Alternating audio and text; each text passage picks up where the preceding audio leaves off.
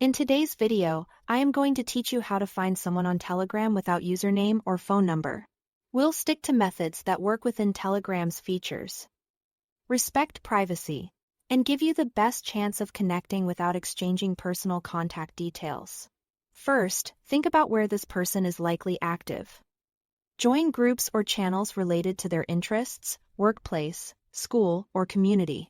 Once you are in, open the member list if it's visible. Many groups let you browse members, tap a profile name, and view their bio or recent activity.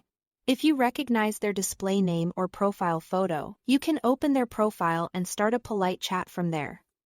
Or reply to a message they posted in the group. Keep in mind some groups hide member lists, and some users prefer not to receive messages from people they don't know.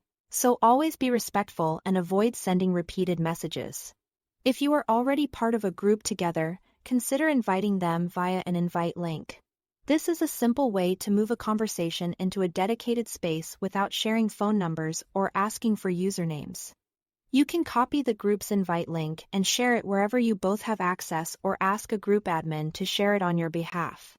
When they join through that link, you can communicate directly in the group context, which often feels more comfortable and secure for everyone involved. Another option is Telegram's internal linking system that works with a numeric user ID. If you know their unique user ID, you can create a deep link to open a chat. On mobile, use a TG user link in the format tg:/user ID fayon 2345678890, replacing the numbers with the actual ID. Tapping that link should open a chat window as long as they haven't restricted messages from non-contacts. On desktop, use the equivalent Telegram URL format to open the chat the same way. This method depends on having the correct numeric ID and on the person's privacy settings.